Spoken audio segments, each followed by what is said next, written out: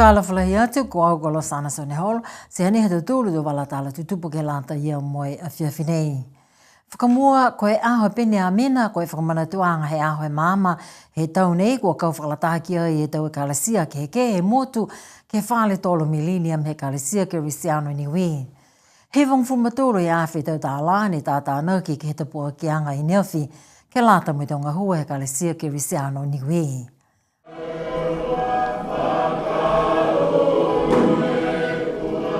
Takalonga ko tolo atua i ki he tapua ki anga i neafi, moe mai langa whoki e tau whakahiku, he koto whanga Palestini e kalesia Niue ko Reverend Navy Salatielu, moe hana toko ua ko Mrs. Laluifi Salatielu.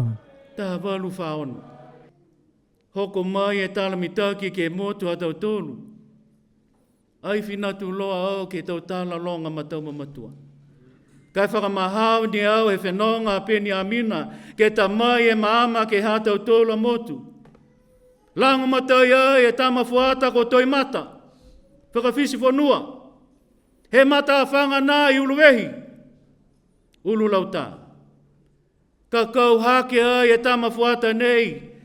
Ke mata a whanga ke ole whakalahi ke tau toa ulu lauta. Ke ta lia nukai peni amina ta lia e tala mitaki he atua. Tau e i fupiu. Tau toa ulu lauta. Me whakapuloa ai e tala mitaki he atua. Kua tōtu ai e seanga he tala mitaki ki Niue. Kua manako e tau tangata ke whinangalo whakalofa he atua. Whai mena ne tupu ki a peni a mina ailo e au kuhingo e mena kua tupu. Si liwa ia ki maaluat me ta mai ai e ia Paulo. Paulo koe lupe me lau olive. Ke lango matai ai e tala mitaki he atua. Ta mai ai e Paulo nei. E tuanga he tau maanga ni kisia e tau tolu. Tau whaitunga. Koe male, koe whale ako. Ke tunga ni e motu ko Samoa. Ta mai foki e Paulo. E tau whakaweanga ke hātaki ki ai e tau mamaui he tau tangata. Ke nākai no nofo, pouli e tau mamaui. Po ke fofo e tau ana, po ke tau tāni. Mahani mata hawala. Me nākai maeke ke ngahua e aho tapu. Whenonga he tala mitaki anama e kalesia ki wisiano Niue. Ko whamatala fōki e tau hukui ko masina mai he tau whakatawhono ni silani mo Sitalia, mo whamatala e pale mia he motu ko lilifu ko Dalton Tangilangi ki he aho mama. Me haku ni tu atu ke whakaue. Whakaue ke tau leon. Ai kau tu e motu nei.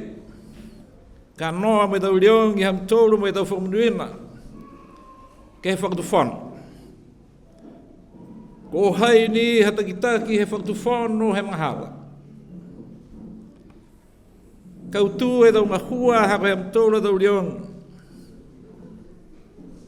Tu mau whoke e whakatawhono ke tua mai whalanaki. Ki am tolu, koe te whawhekau ne kua tofi ai bawaki he hadau tolu a whakamui. Haia ne amanaki e whakatawhono. Ke la matai aki whoki. E whakatuanga tunga nia no koi loa e tau tolu gai e trust fund he eklesia. I loa iau, na kaila mau popo ki ham tolu a pepa tupe ke mau tonu nei. Si i loa fuke au, e numela ne mau ke tuku, o ke tā mata aki, e whikaulahi nei. Si fia fuke au ke whakiloa atu. Tō la matai atu whoki e whakatawhono. Ta hawala ke latai mo e whikau nei.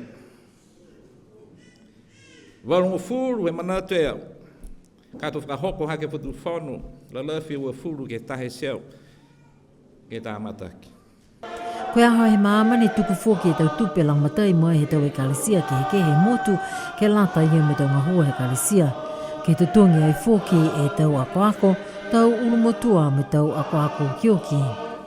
Koe ini awhi wahiwa ngafua matoro e awhitahala ko whuaki ai. Koe kalesia he maanga ko hakupu ko whuaki e lau tūru ngafua matoro e awhitahala. Koe kalesia vaseli ko fuakia I hong mataha e awhitala, mo te ki hong fulu e awhitala he tau kalesia, tamakautonga mo tuapa.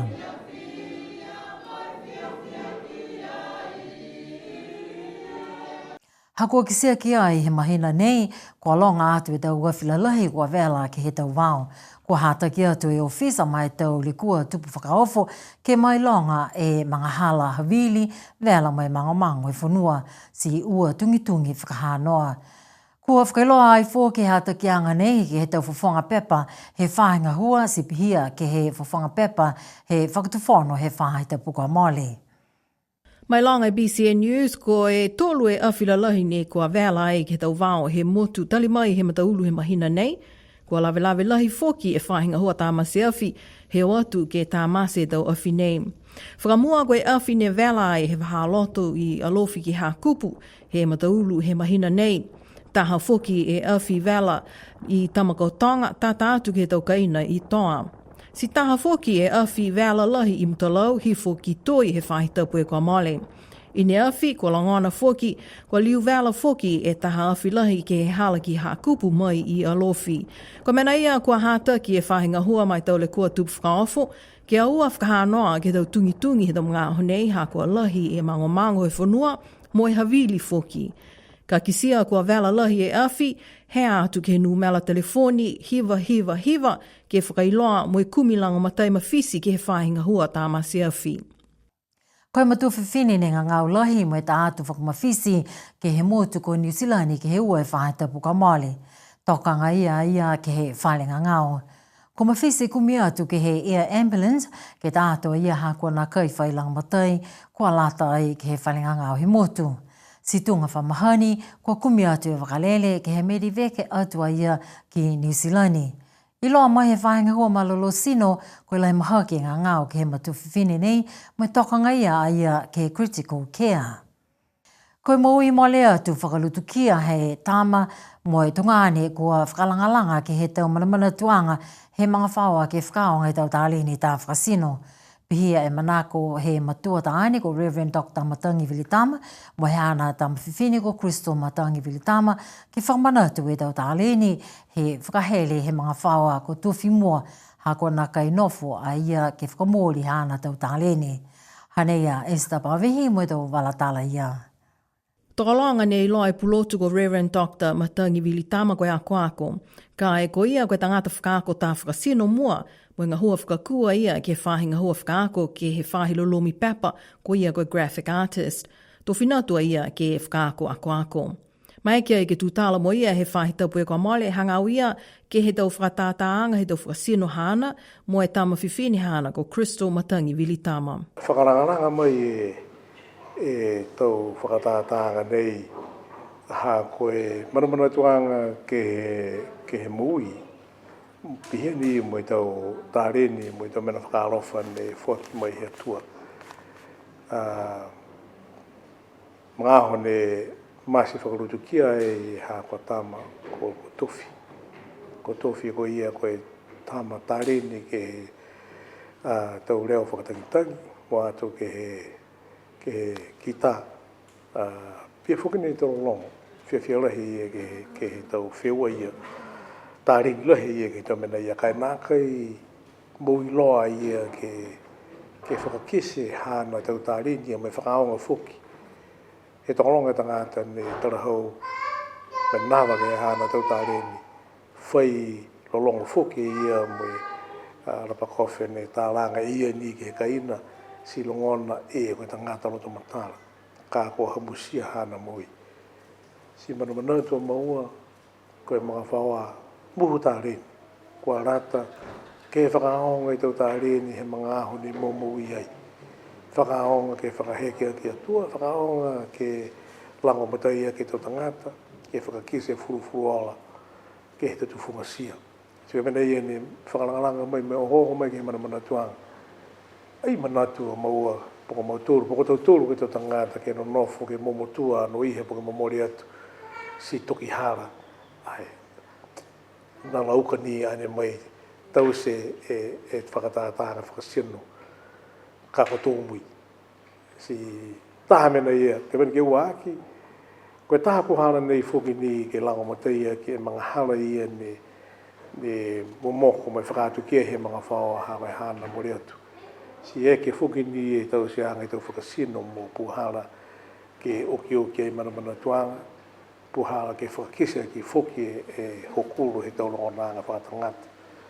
Tau mera ni mana tu kia i te mera hokuru ne nā kai maeke ke tarahau koe whakareo ke he tau kupu. Kai maeke ke whakasino mai, ke he tau whakasino ke he nei, ko wari, po ke tā ranga ai. Ne ka mate mahi nao ke topa he tau kua Māori moe o atu foki ke he tau motuka Australia mo New Zealand. Whā e whakatātaanga mo e tau whakaweanga manatu, whakamua i uluwehi mo e atua o atu ki Australia mo e whanau, si o atu ki New Zealand mo e moana whanua, koe whahita poe kua Māori, kua hawhangi ai e whakatātaanga whakahi kua laua, ne whakahingoa ai koe whakamatapuatu ai koe Masi Mui. Pehe pulotu ko matangi wili tāma, mana koe ia ke whakamawhana ki he tau whanau he motu, ke whakakise he tau tāleni ke he kua fua ki he atua. Ko manakurahi ke weweu e mutu hala, mai tau tangata tu funga, mo atu ke he tau whanau, ne whai tāreni pui whai loto matala pui purotu ke he whahe tā whakasino, pui wali whakasino, po ke tu funga, ke tause, whakaonga e tau tāreni wanonofo. Ka mai ke ia maua ke tause, ke mutu nei, mutu kehe, mai ke whoki. Ka ua me taku toko, po ke nono, lata ni mo Mark Cross, po ko John Pule, po ke tu tangata tarahua pihia. Ka mai ke he ha tangata, mo ha tangata, ko koe a koako. Ai ke ngahua hako ke lau mani o koia. A he tu tāreni ni whoki e tua ke mai ke whakaonga whoki. Si bieni me hako tamu. Na tāreni ke he tau whakasino, mai ke whoki e ia. Mai he longa e hana tau whakawhikauanga ke whakaonga whoki e tau tāreni. Taha e pepa whōngu ne whakamunuina ke he motu ko New Zealand, ke he tau aha kua Māori, ne tuhi ai hangao ke he motu. Koe pepa ni whakahingoa Niue, tau tangata, tau wanga whakamotu, tuto wanga tangata Niue, ne tuhi ai he whaiango kioki ko Mrs. Melanie Maia. Talahau mai a Melanie Maia ke BCN News, koe kumiange mata kautuhia pepa ki a ia, ha kua langamatai e ia taha papalangi, he tau komole ke tohi ai taha e pepa. Kua whiwhialahi a mele ha kua eke e pepa nei mo taha puhala ke tapaki mo e tauwhi tau tāla ki he motu. Si mahuinga ha kua tuhia whoki whakaniwe mo e whakaperitania. Mai kia e ki tu tāla mo ia ko Mrs. Mele ne Maia. E mangaho ne tuhia e pepa me mangaho ne... To mangaho hane tuku me lo tolu ke tausi, ke tuhi e pepa ki osi. Si e vai ava tau ki New Zealand, si whileweia me takitaki he matakau nei, me matakainanga ko Carolyn langa tau, ko ia ke whiwhine la kepa. Si tutala au molaua, si peheo, ko se ni au ke pehe, ke liwaki whikau, ke liwaki uina ke ngahua ke he pepa. Ka koe mena ni mitake i koe, mana tō ka eke kua tohia e pepa, koe ki siaanga ki mua, ke lata mo e tau atu hau. Ke lata me tau atu hau, pese ndi kua nā kei olasia, kai whai mena e tau whanau Niue, ha tau tōro anu iha, ki o noono ki ai, mo e maeke ke whakatatai, ke whoro tau tohianga, me whoro tau talahauanga, ke he mui he tangata Niue, ke tau manakai, koe tau kori, koe tau lalongo, koe tau talatalai, koe tau lalanga. Haia, koe mena haia, mokoina pihia si peo ea. Nā kailonga e pepa tutu ne tuhia whakaniwe me whakaperitania, si mahuinga lahi e pepa nei ke lata mai tau whanau, si pia mai tau tangata lalahi. Koe pepa nei kumipa waki he kautaha lulumi pepa Oratia New Zealand ke lata ia mai tau whakahaloanga pepa tutu moana Oceania. Taha whoki e pepa ne kua tuhia ai he taha tangata he motu mo e lulumi ai ki he matakau Amazon. Koe pepa nei ne whakahingoa ai, Why Money Slips Away, tuhia whakaperitania mo e matakau Amazon ke he motu ko Amerika. Tuhia e desi o Soni Holo, whakaonga e ngoa ha desi o kakoa. Pehea Soni Holo koe whiwhili e ia ke tohi e pepa ne ke iloa e puhala ke tuhi o mai lulumi e tau pepa ke he matakau Emerson. Koe a whakatata ke tūlua ke he mahina nei, ne whakahoko ai ke he maanga ko mutalau ululau tā, he a whaiumu ko mole. Tūnga whamahani, toko longa i tau tangata he motu, si pihia alau tūru ne ewa mai ke he motu, ko tolo atu ai ke lata moe aho he maanga ko mutalau. O atu fōki e matakau ngā hua puki ata i PCN, ke pōki e tau ata, si hanei whālu he tau ata moe tau whakamatalanga moe he aho whakatata, ha mutalau ululau tā, mātai whanua.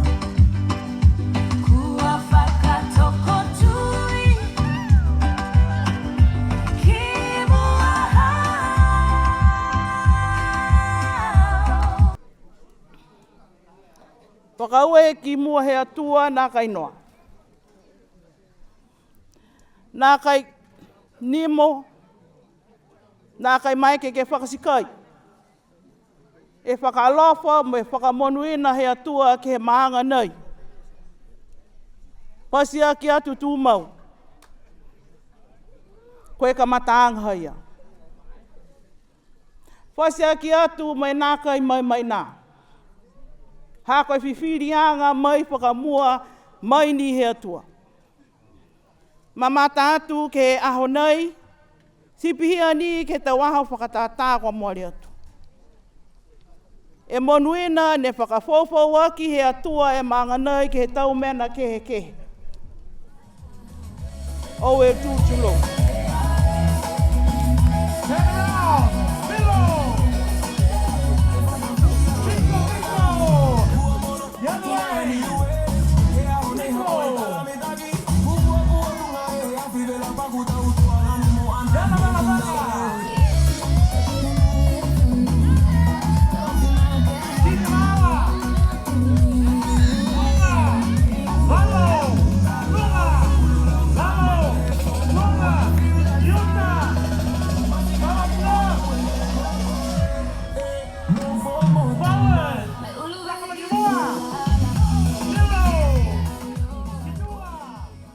Te pena hatu tūro te walatala tutupu ke lata ia moe a whiawhinei no nofa a me manuine pō. Mana atu ko amamuna ke TV Niue ke whakatoka atu e tau ata mai he aho he mama pe ne amina ne whakahau koe ke mama e aho. I ne awhi ke he awhiawhi tapu he wāhi tapu nei matahola ono he manga hua whiawhi. No nofa a manuine pō lo sana soni hola nei ko mawehe atu manuine pō.